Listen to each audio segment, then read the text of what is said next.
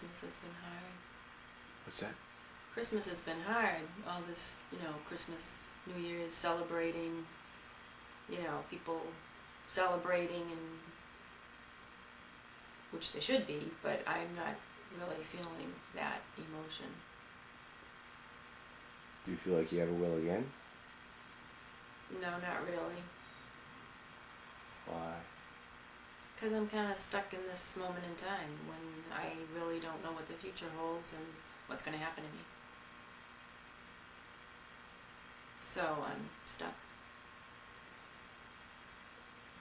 Intellectually, do you know that that's just where you're at right now? Mm-hmm. Yeah. But emotionally? Right. You're going to start... If intellect ruled emotions, we'd have a lot more happy people around here. You're going to be starting with a support group soon, right? It's a theory. Mm-hmm. Yeah. What do you hope to get out of that? I have no idea. I'm reluctant. Why? Oh, it's another thing, another part of the journey, and trying to get up the energy to go and meet a whole bunch of new people who are strangers, and what that's all going to mean. It could be a great thing, probably will be a good thing, but right now I'm not energized by the idea of going. Although I like the social worker, she was nice. Yeah. Dr. Troyan was your surgeon. Mm-hmm. And how did you find her? Diana, my sister-in-law, called her and got me an appointment. And how did that go? Wonderful. She's great. We are going back to see her at the end of radiation. We have to go back and see her, and I guess she would be doing the follow-up for, checking me out. The initial doctor that you saw. Yeah, I can't even remember his name. Shoji, yeah, he was terrible.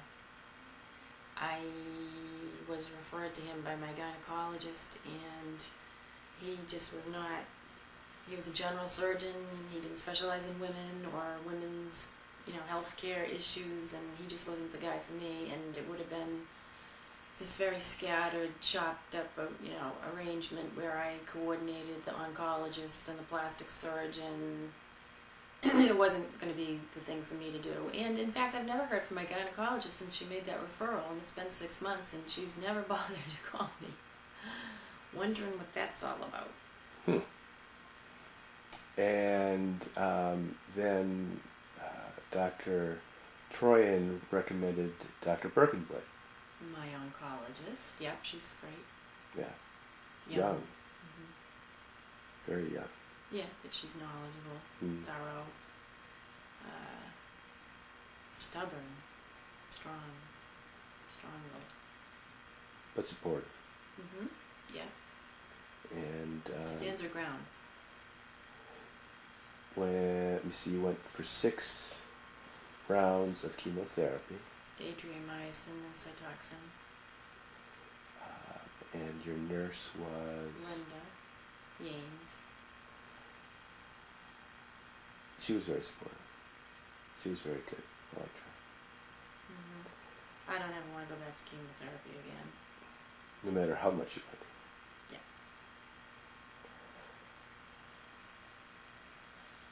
Yeah. It seemed that when you were on chemo, every time it was a little bit different in terms of what was bothering you this time. Mm-hmm.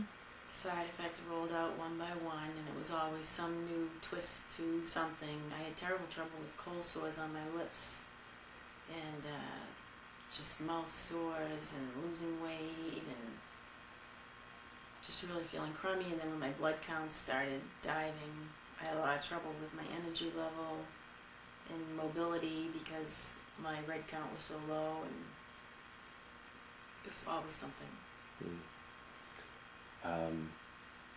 When you had the cold sore, that's when Mary Lou came out, right? in September after the first chemo. Yeah, she came to visit for my father's 80th birthday. And I was feeling okay then. I mean, I was still feeling pretty okay, except that I was starting to have the side effects, and I had a huge cold sore on my lip, and it was so And you haven't worn the wig that much. Why? the wig itself is not that comfortable. It's kind of itchy and scratchy, although I've gotten more used to that. I think it's more a reflection of I don't feel that good myself, so I really haven't felt energized to want to wear it. I think as I start to feel better, I might want to wear it more, when my eyelashes grow back, my eyebrows maybe. But I haven't really wanted to, because I just don't feel up to it.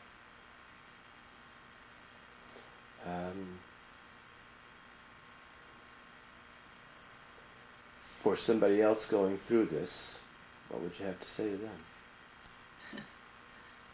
I think that I wouldn't want to tell them about all the bad stuff that's going to happen to them. I think I would just, feel sorry for them, not because they're not going to be okay, but sorry about the bad things that they're going to go through. And I wouldn't wish this on anybody, and I don't think I would share the intimate details of it, because it's better to not know the nasty things that are going to be happening than to, have someone anxious about it. But it's very easy to talk to someone who's been through chemotherapy, because they know exactly what you're talking about. It's kind of a sick shared experience. So where do you go from here?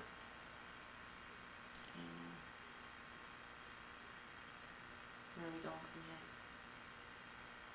It's been sort of a down last few days. Mm-hmm. Why? Transition. It's a transition between chemo and going on to the third phase of treatment. So it's a transitional time, and it's also a transition time for everybody, because, it's that time between Christmas and New Year's. So, it's winter.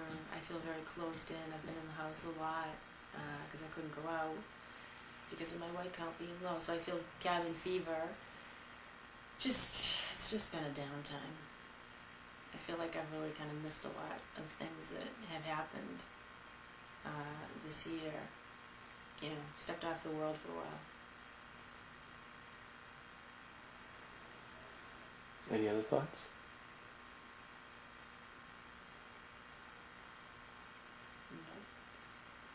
No. No? No. Looking forward to vacations or anything like that as a nothing? No, because that would take too much energy to kind of resurrect, which I am not able to do right now. That will come in time at some point, but not now. I love you, right? I love you too. And I'll be there for you, right? Going for that. Okay, we can stop. Okay.